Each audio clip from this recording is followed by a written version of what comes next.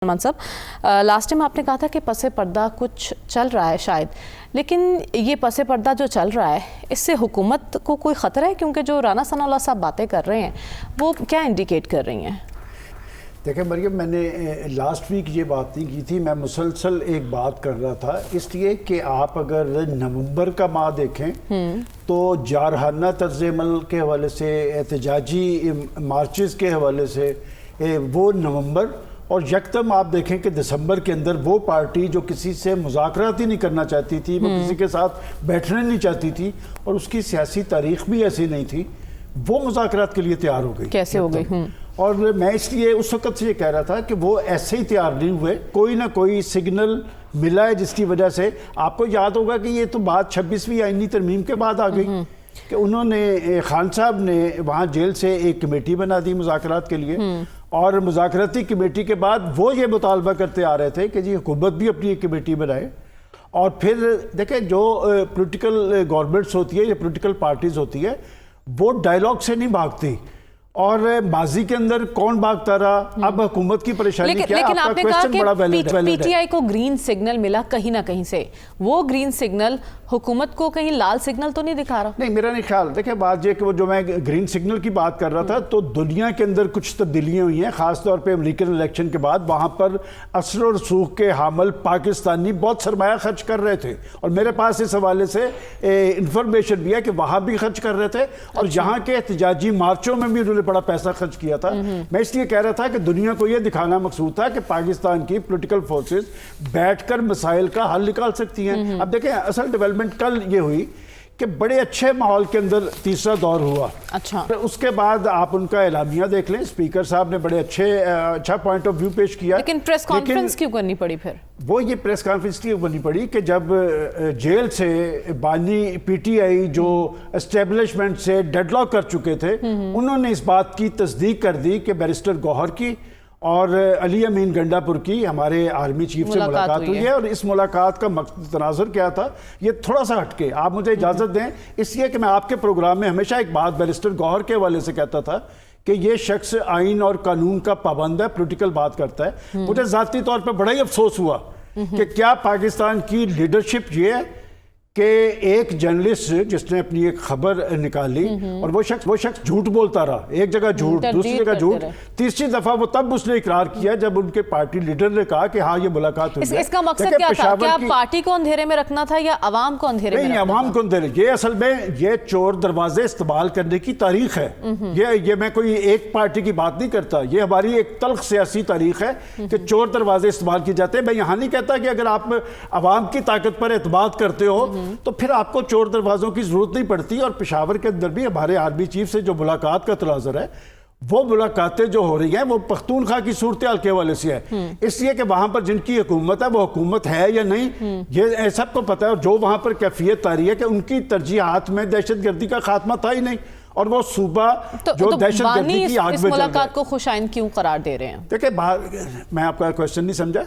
इमरान खान इस मुलाकात को खुशाइन उनके लिए तो ये एक वो क्या कहना चाहिए, बहुत बड़ी खुशखबरी है। वो तो खुद तड़फते रहे, वो आपको याद नहीं, आप में भूल गई हैं कि उनका रोल वो पाकिस्तान की पॉलिटिकल फोर्सेस से नहीं, बात है कि उन्हें पता है कि उन्हें यकीन है कि रास्ता वहीं से निकलेगा। उनका रास्ता वहां से निकला था, पूरी कौम ने देखा, बाकी पार्टीज आती रही, जाती रही, गिरती रही, तो बात है कि उनका रास्ता खालिस्तान वहां से निकला था, और अब भी वो वही रास्ता देख रहे हैं। जहां तक मुज़ाकराती अमल की बात है, ये बात मैं आपको बताऊं कि जी इसमें आप देखें कि वो मुसलसल एक एक करके अपना मुतालबा छोड़ते चले गए। वो सिग्नल की बात मैं इसलिए कह रहा हूं कि पहले उन्होंने इंतखाबात की बात छोड़ दी, जो उन्होंने कहा था कि इंतखाबात तो शफाफ ही नहीं थे। फिर उन्होंने 26वीं आईनी तरमीम वाला मसला छोड़ दिया, फिर उन्होंने इमरान खान की राय का मुतालबा छोड़ दिया।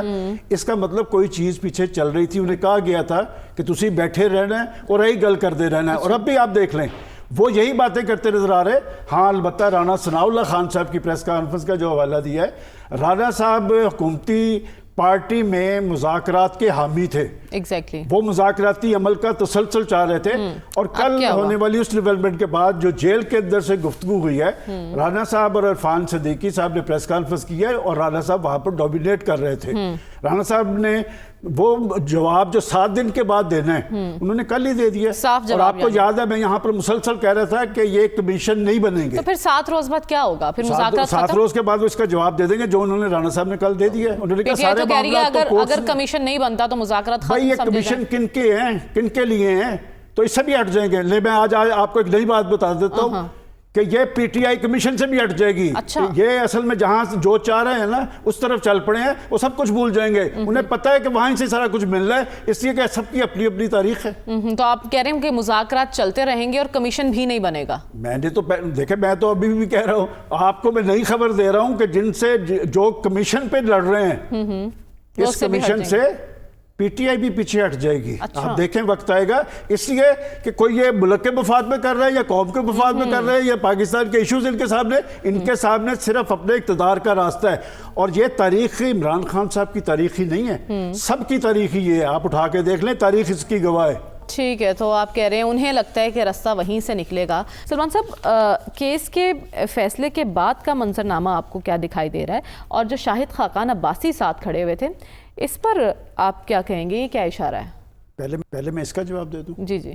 اگر تو محمود خان اچکزئی اور شاہد خاقان عباسی کے ساتھ جڑنے سے کوئی تحریک برپا ہونی ہے تو میرا خیال وہ پی ٹی آئی اپنی انشورنس کروا لے. کیونکہ اب وہ احتجاجی سیاست نہیں کرنا چاہتے. میں ذاتی طور پہ بڑا احترام کرتا ہوں شاہد صاحب کا بھی. جہاں تک آپ نے آج کے فیصلے کی بات کی ہے، یہ فیصلے کا سب کو بڑا انتظار تھا اور پی ٹی آئی کو سب سے زیادہ انتظار تھا. یہ 18 دسمبر کو یہ فیصلہ جو ہے رکھا گیا تھا. 23 تاریخ کی ڈیٹ دی گئی تھی. 23 کے بعد 6 جنوری کی ڈیٹ تھی. پھر یہ 13 جنوری کی اور 17 جنوری کو فیصلہ آیا. دیکھیں، یہ اس سے پہلے پاکستان کی سیاسی تاریخ میں ایسی کوئی نظیر نہیں ہے. اس لیے کہ منی لانڈرنگ کا پیسہ تھا، برطانوی حکومت کے پاس گیا، انہوں نے پیسہ چیک کیا، انہوں نے اس کے بعد وہ پیسہ جو ہے مشکوک سمجھتے ہوئے، یہ بھی روایت ان کی ہے کہ انہوں نے اسی ملک میں بھجوا دیا جس ملک سے یہ منی لانڈرنگ ہوئی تھی. اور اس طرح کا پیسہ جب آتا ہے وہ ریاست پاکستان کے اکاؤنٹ میں آتا ہے، اور بجائے وہ پیسہ ریاست پاکستان کے اکاؤنٹ میں آنے کے سپریم کورٹ کے اکاؤنٹ میں ایک ایسے شخص کے ساتھ ایڈجسٹ کر دیا گیا جو منی لانڈرنگ کا مرتکب ہوا تھا. اب اس سارے معاملے میں جو باتیں نئی ہوئی ہیں وہ یہ ہوئی ہیں کہ اس سے پہلے ہم نے 40 سالہ صحافتی تاریخ میں ایک بند لفافہ لایا جاتا ہے کیبنٹ کے اندر. ویسے تو میں حیران ہوں کہ کسی سیکٹری کے کیبنٹ کی موجودگی میں ایسا عمل ہونا نہیں چاہیے تھا. وہ لفافہ لا کے اس کی اپروول لے لی جاتی ہے کہ یہ ہم مناسب نہیں سمجھتے، اس لیے کہ اس لفافے کے اندر ہی اسی طوطے میں جان تھی ساری. یہ کرپٹ پریکٹسز کا ہے. اب بات یہ کہ اس سارے عمل میں جو کہا جاتا ہے کہ جی نہ پیسہ کہیں گیا ہے نہ کسی کے اکاؤنٹ میں گیا ہے، یہ سارا عمل یہ ایک ایسے شخص کے بارے میں ہے جو پاکستان میں شفافیت کا دعوے دار تھا، جسے صادق اور امین قرار دیا جاتا تھا کورٹوں کے ذریعے. اور میں نام نہیں لینا چاہتا کہ جو لوگ، لیکن پی ٹی آئی پر امید ہے کہ جیسے پہلے کیسز ختم ہوئے ہیں، یہ بھی جب ہم اپیل میں جائیں گے چیلنج کریں گے تو یہ کیسز بھی ختم ہو جائیں گے. قانونی اس میں نہیں جانا چاہتا. میں تو ایک چیز جو ہوئی ہے وہ پاکستان کے لوگوں کو پتہ ہونا چاہیے، اس لیے کہ اس شخص کو ایک شفافیت کا لمبردار بنایا گیا، اسے صادق اور امین قرار دیا گیا.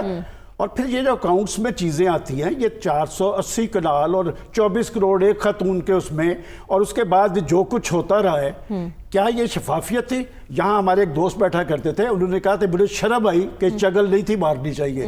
اور یہ بات میں آپ کو پوری ذمہ داری سے بتا رہا ہوں، جو شخص اس شخص کو بنا کے مسجد اقتدار پہ لانے والے، میں آپ کو حلفاً کہتا ہوں کہ میں پچھلے دنوں ان میں سے ایک صاحب سے ملا، اس نے کہا کہ ہم بڑے شرمندہ ہیں کہ ہم نے اس شخص کے لیے یہ کچھ کیا ہے. تو یہ کرپٹ پریکٹسز کا کیس ہے. آپ وہ کریڈٹ جس کو مرضی دیتے رہے، لیکن بیٹھ کے وہ بات کرنے کے لیے تیار نہیں ہے. اور میں نے آپ کے پروگرام میں بہت پہلے کہا تھا کہ میں اس کو ایک نوٹوریس شخص نہیں سمجھتا، میں ان کو بہت پرسنلی جانتا ہوں کہ وہ کرپشن میں ملوث نہیں رہے. لیکن جب سے اقتدار آیا، اسی لاہور کے چیف منسٹر ہاؤس میں عہدے ڈی پی اور ڈی سی اوز کے آکشن ہوتی تھی، اور یہ بڑے ذمہ دار لوگوں نے ہمیں بتایا. اور جتنی کرپشن کی روایات اور جتنے کہا جی اسکینڈل فری ہے، میں آپ کو 10 اسکینڈل یہاں پر بیٹھ کے بتاتا ہوں. چینی اسکینڈل، ادویات کا اسکینڈل، آٹا اسکینڈل، پیٹرولیم اسکینڈل، اور یہ اربوں خربوں کے اسکینڈل تھے. بات یہ کہ اس طرح یہ معاملے چلنے والے نہیں ہے، اور میرے خیال پی ٹی آئی کو اس پہ اپنی سیاست کا رخ درست کرنا چاہیے. اور جہاں تک گورنمنٹ کی بات ہے کہ گورنمنٹ خوشیاں منا رہی ہے، کیا ہمارے ہر پرائم منسٹر پہ اس طرح کے کیسز ہی بنیں گے؟ میں 6 پرائم منسٹرز گنوا دیتا ہوں. اس ملک میں لوٹنے والے بہت سارے طبقات ہیں جنہوں نے اربوں خربوں لوٹے ہیں. ہمارے 6 پرائم منسٹر 6 پہ یہی مقدمات ہیں, 6 نیب پہ جاتے ہیں. کاش یہ بیٹھ کر پاکستان کی سیاست کا رخ متعین کرے.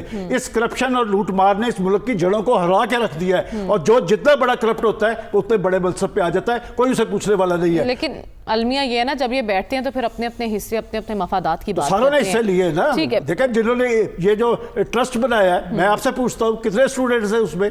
اس یونیورسٹی کو کسی جگہ پہ رجسٹرڈ کروایا گیا؟ کیا ایچ ای سی پہ وہ رجسٹرڈ ہے؟ 200 اسٹوڈنٹس بیٹھے ہیں اور پڑھایا کیا جا رہا ہے جی؟ اسلامیات. اور ریاست مدینہ کا دعوے دار, اور کہا جاتا ہے کہ حضور اکرم صلی اللہ علیہ وسلم کی تعلیمات وہاں دی جاتی ہے. میرا خیال اس طرح کے معاملات کو مذہب سے ذرا ہٹ کے رکھنا چاہیے. ٹھیک ہے.